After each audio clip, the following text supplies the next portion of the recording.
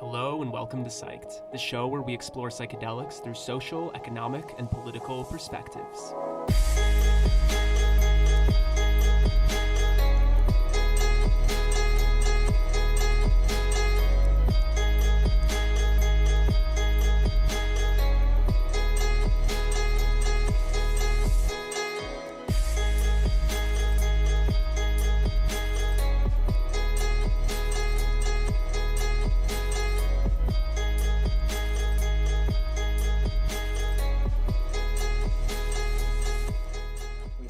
David Henry Richanbach.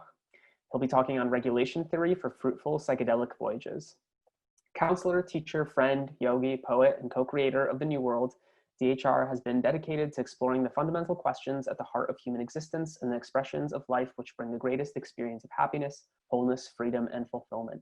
An intrepid psychonaut with a sincere dedication to compassion, wisdom, and awakening, his experience includes 15 years of yoga and meditation, intensive study with plant medicines, in-depth therapies, advanced education, along with trainings and mentorship with brilliant teachers. Through his one-on-one private counseling, leading groups, and educational offering, he guides folks to live more rich and meaningful lives. David, thank you so much for joining us and welcome to Psyched. Hello, hello. Yeah, it's a pleasure to be here with y'all. I'll give a little bit of a context about who I am and where I'm coming from. And I'm gonna try to move pretty quick because I'm gonna try to cover a pretty fair amount of material.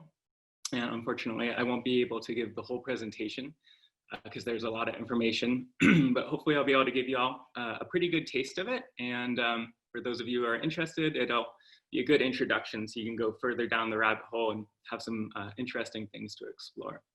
So I'm going to share my screen here and hopefully get this presentation together. Let's see. All right, hopefully this is working for y'all.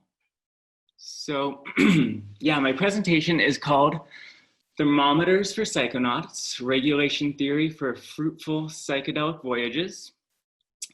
And yeah, to give you all some context, this presentation was put together for the Aya Visionary Retreat over New Year's down in Costa Rica.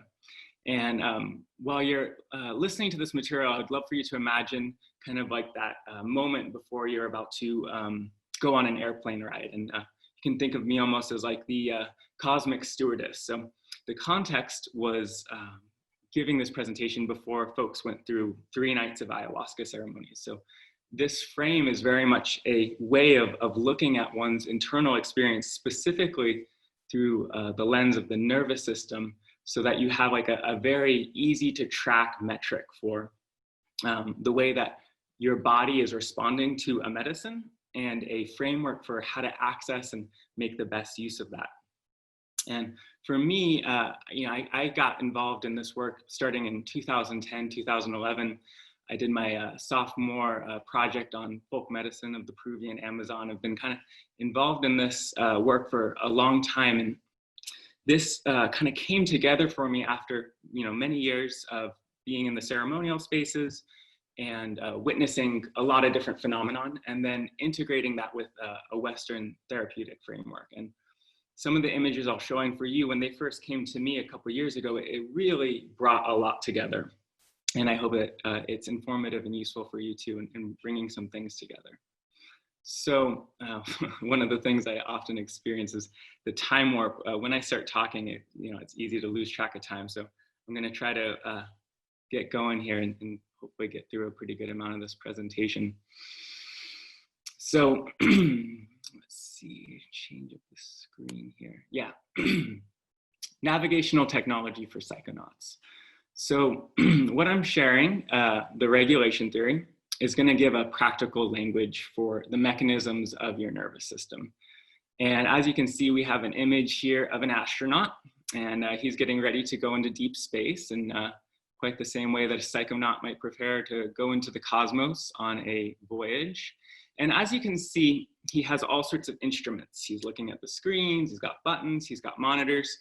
And I love this image because I think it clearly portrays that when we're going into a psychedelic voyage, we have all kinds of lenses, we all have tools. Maybe we have a religious or a mythological framework. Maybe we've been doing various kind of practices. There's all sorts of things we might draw upon, everything from mantras to visualization to mindfulness to invoking certain spiritual teachers.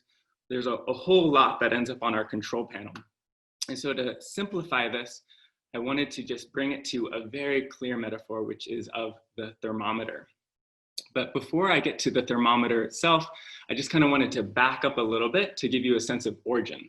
So when we're thinking about a psychedelic voyage, we're basically thinking about the call to adventure. And this is that Joseph Campbell, Carl Jung sense that we're leaving the familiar and we're going into an unknown territory.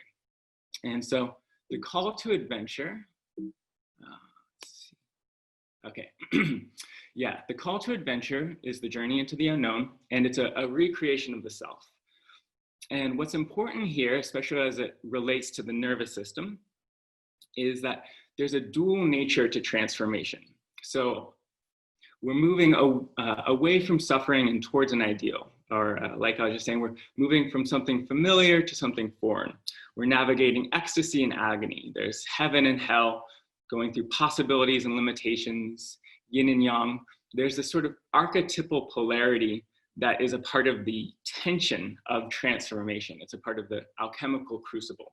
And as far as my research has led, this is kind of an inescapable archetype. And as it relates to the nervous system itself, all of these polarities have a physiological correlate. It's the primal language of the nervous system. So excitement and relaxation, invigoration and a feeling of being soothed, anxious, depressive, comforting, disturbing, stimulating, and numbing.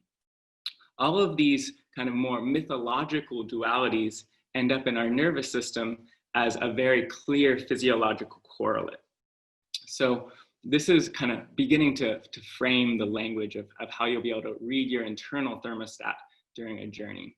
But to back up a little bit more, I'm going to jump into some of the work of Stanislav Grof here, because our original template for how we interpret these dualities is established in the perinatal birth matrix. So part of the intentionality of this presentation, especially when it's gearing somebody towards a psychedelic voyage, is giving also a framework for how they've understood their own conditioning. Why do I interpret this sensation this way rather than this sensation that way?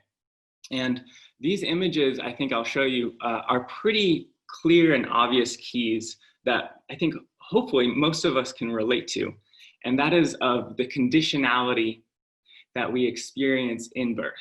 Now, the two images that I'm showing you here were made by some folks that were participating in some of Stanislav Grof's earliest LSD psychotherapy sessions back in the 1950s.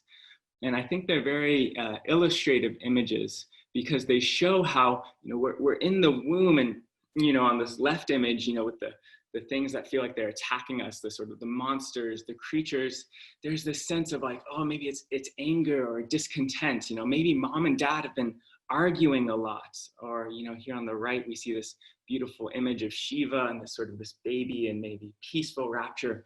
Maybe when we were in the womb, we were more often not experiencing this sense of calmness, this sense of everything's all right in the world.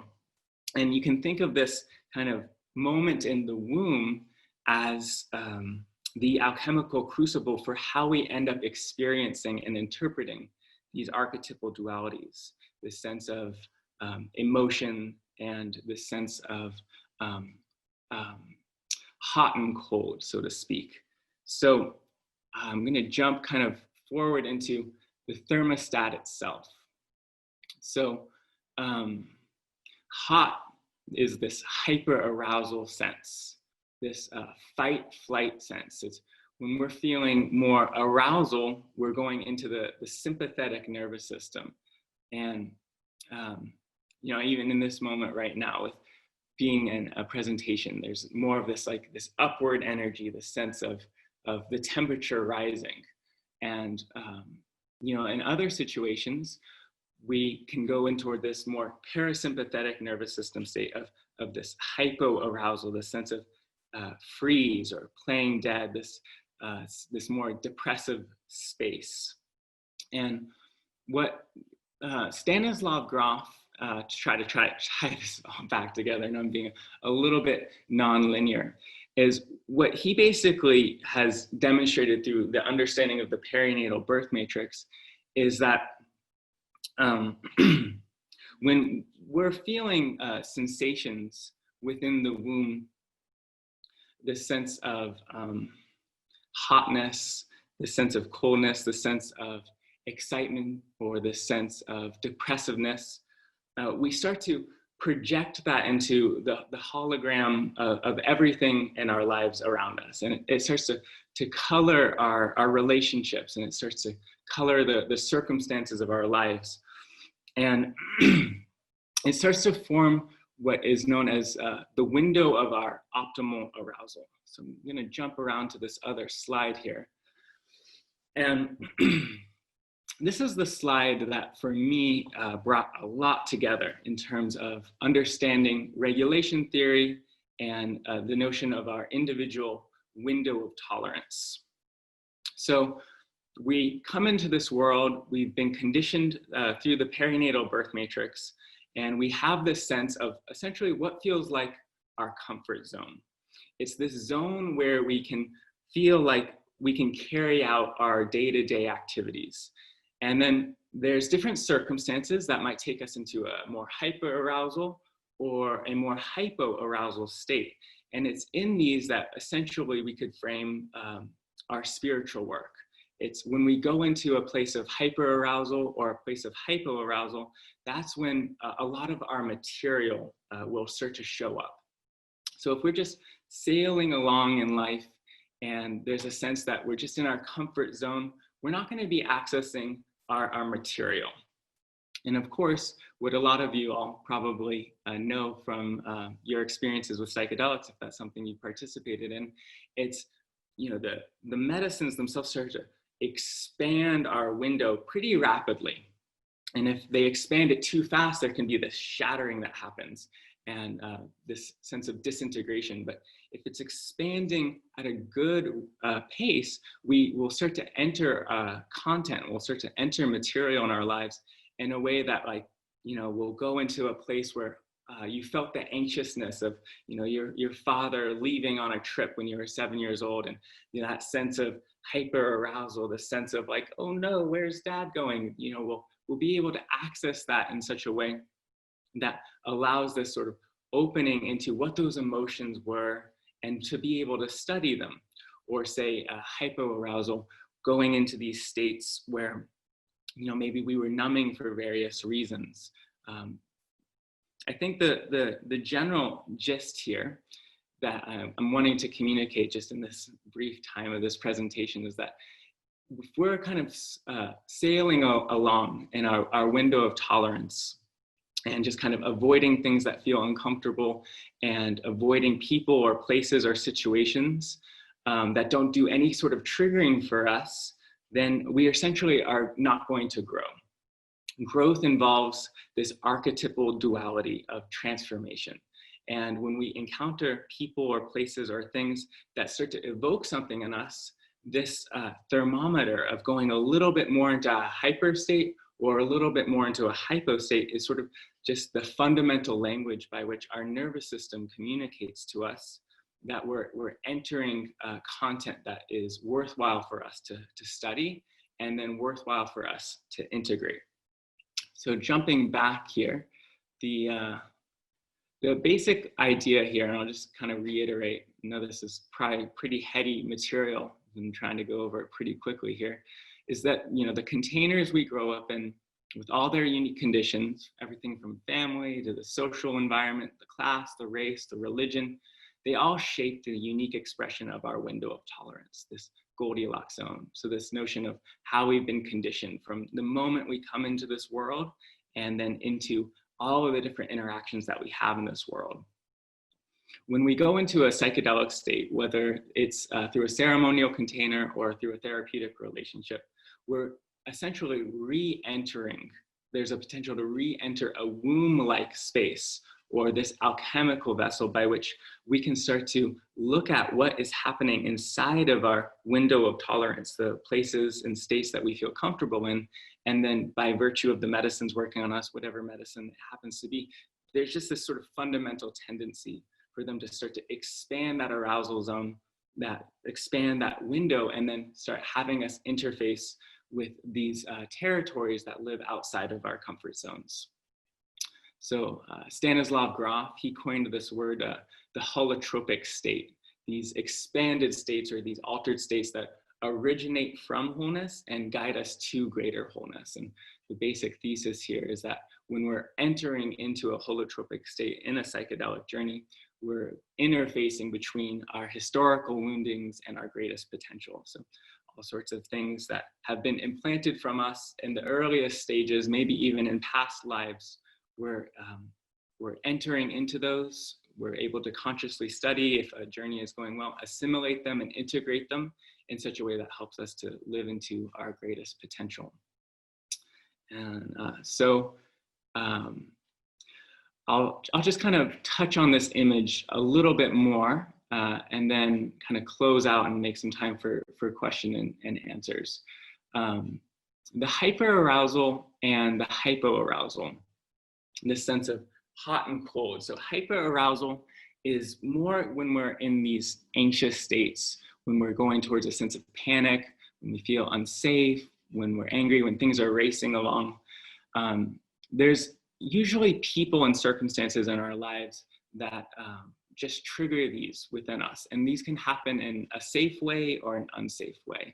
And a therapeutic or ceremonial container can be a way to kind of process these sorts of conditionalities within us in a way that allows us to keep expanding the window of tolerance, essentially moving us towards a place of feeling like we're more able to be resourced, like we're more able to be connected to our inner wisdom or our inner guidance when we've addressed these things. And same with hypoarousal. And there's some pretty cool theoretical ways of looking at the various things that we start to access when we go into these different states. I'll just throw out a couple because I don't really have time to go into them in this presentation. But like one of the things that is really worth looking into for folks who are doing this kind of internal archaeology of self-discovery is things like Stanislav Grof's conception of a coex system. So something that's very common when we enter into a psychedelic voyage is we'll be kind of coming up into the medicine. And then as the medicine's getting stronger, we'll kind of be leaving our window of tolerance. We'll be leaving that comfort zone and we'll get kind of cast into intense cycles of memory or intense states in which we're kind of getting flooded with emotions or feelings that are past referential. And these are essentially these almost like cyclones or maelstroms. And part of the reason that I think this image is so helpful is because it's kind of showing the way in which we can be smooth sailing kind of on the waters of life. But then when we get into some of our material, whether it's in a more hyperarousal place where we start getting a little bit more frantic-y, or more in like a hypoarousal place where we start numbing and shutting down and wanting to curl up and maybe push everything away, that when we get into these states, there's just kind of this opportunity to bring what Peter Levine refers to as healing vortices. And in a healing vortex, you're essentially doing what's called like missing experience work, or bringing in nourishing experiences. You're helping encode an experience with the elements that maybe weren't there in childhood, or the elements that weren't there relationally when that trigger or when that memory or when that circumstance was first encoded into the nervous system. And by doing that, you're essentially helping to reshape the landscape of self. And essentially we can go through life more or less unexamined. And it's kind of my personal belief. I think Plato said this, it's like the unexamined life isn't worth living. If we're just staying inside of our window of tolerance and we're not going beyond the edges of what feels familiar and safe, we're really not experiencing these vast arenas by which we get to meet all sorts of powerful and archetypal energies, both of our personal life, but then also of like the transpersonal world or the archetypal world, the images of greater consciousness, essentially. So I know this is kind of like a really fast and kind of scattery, almost over-caffeinated presentation with a lot of hyper-arousal from my end. But I'll just kind of, finish by reiterating this notion of when we expand the optimal arousal zone, so when we're kind of in this golden stream by which we're walking the true path of our life and we're working to interface with, assimilate, and reformat all of the material that's come historically in our hyper or hypo arousal states, then we really start to become much more adaptable, much more able to go through so many different environments, so many different social relationships, so many different expanded potentials in such a way that we're getting just to access more of ourselves.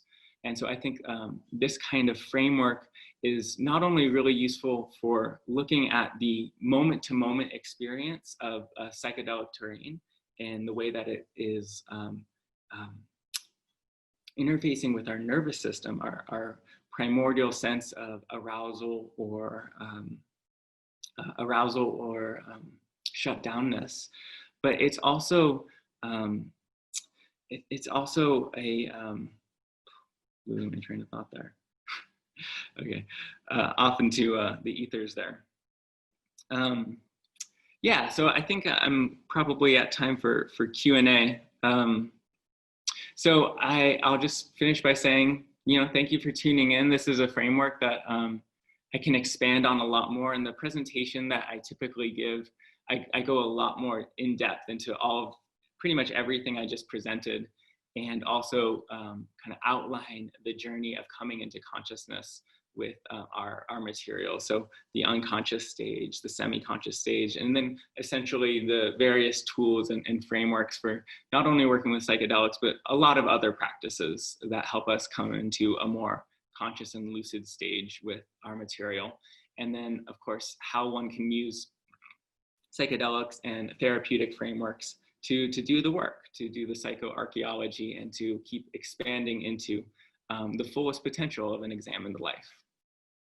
So yeah, that's what I prepared for you all. I'll drop the screen sharing here, and hopefully my non-linear kind of caffeinated presentation has kind of given something useful for you all to chew on here. Yeah, thanks so much, David. Really appreciate it. I'll let you turn off the screen share and we'll distract you. Stop share. Cool. There you go. Yeah, I'd love to hear your thoughts on, when we have some sort of extreme event that happens in our lives. Maybe it doesn't cause trauma yet, but I guess this is what the question is leading to. When we have some extreme event in our lives, what I guess in your mind determines whether it actually allows for us to learn from it and expand that optimal zone, as opposed to actually having it collapse and allowing it to shrink with having the hyper or the hypo kind of like shrinking it in? Yeah, it's a great question. And for me, and what I feel like my research and direct experience has led towards is this sense of the relational component. Especially in this era of time, we've kind of hyper-fixated on the individual. There's sort of sense of go it alone, the lone wolf syndrome. And I think from a psychology perspective and from a way of understanding trauma and our own nervous system, we're just highly relational beings. We have this social mammalian hardware, and we thrive on personal connections. And so really, I think the main difference that we need to be looking at between somebody who has an overwhelming experience and somebody, an overwhelming experience that they can't integrate for whatever reason, and somebody who is able to integrate an overwhelming experience, is the kind of relationality that they get subsequently. and it's often talked about in child developmental psychology. It's not really the event itself. Shit happens. Everybody is going to experience events in their life. It's what happens immediately after the event that's really, really defining. So, the mental health system as it has been over the last many years, it's maybe caused a lot of people more harm than good when they're having shamanic or psychotic kind of breaks. And I think we're kind of entering this new era by which more people in both the shamanic and the mental health field are kind of seeing how the relational component is sort of doing this midwifing doula experience. And, for the perinatal birth matrix kind of lens, healer kind of enters this more midwife doula kind of context in which they're helping to lead the birth into a beautiful, beautiful space. Mm-hmm. And with so just kind of continuing on that thought. So you have some extreme event that happens. First off, I guess, what are some responses and kind of those relational aspects that you think can lead to allowing for yourself to process that experience and be able to move forward, as opposed to just kind of packaging it and then having to eventually revisit it much later on? Mm-hmm. Yeah. Well, I mean, I don't think there's any substitute for family or for friendships. And then certainly, obviously, the next one is professional help. A lot of folks, who are self-initiating with psychedelics, unfortunately, have like a triple tiered initiation. Not only are they initiating themselves into new realities, they're not able to assimilate it with their parents, say, or their aunt and uncle. So there's not only the initiation they've gone through within themselves, there's the initiation of not being able to integrate it with their family, and then usually there's the triple tiered aspect, which is not being able to integrate it with society.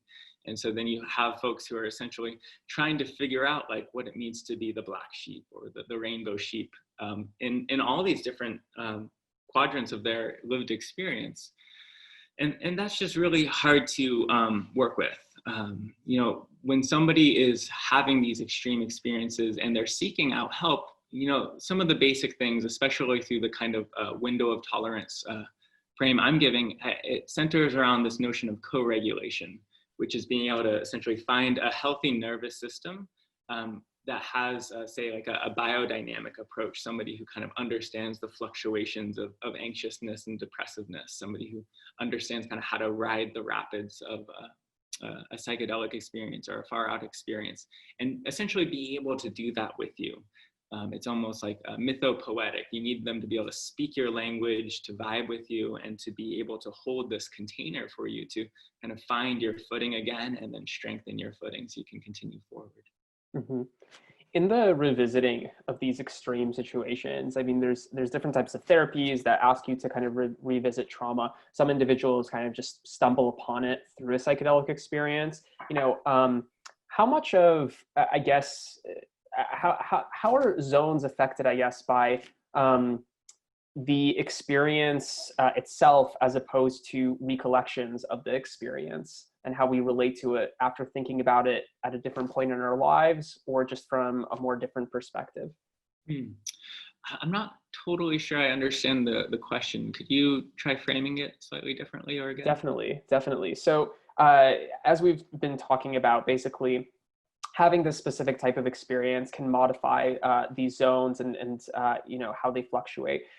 Do you have any thoughts on it, not necessarily the experience itself, but as we revisit that experience, let's say we did package it and kind of left it and we revisit it 20 years from now, is revisiting it 20 years from now, does it have a larger effect on how those zones move? Or is it pretty similar to if we had addressed it, 20 years back when it had actually happened? Yeah, totally.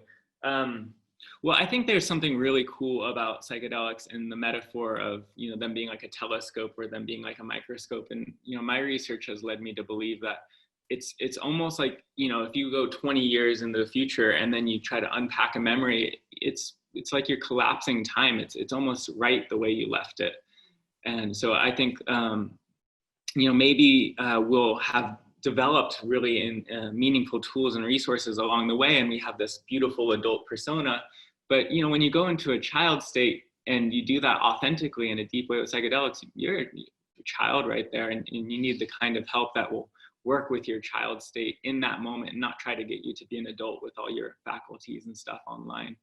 So yeah, I think that's a part of psychedelic research that's going to be really fascinating to continue to expand as we move along, and we have more and more practitioners who are proficient in these kind of languaging, because there's not that many people who know the territory through lived experience and can articulate it in a way that we're getting like comprehensive field guides. And that's why people like Stanislav Grof are so valuable, because he has so much experience to bring to the table. Definitely. Well, David, thank you so much for your time. We really appreciate your insights and everything you had to share.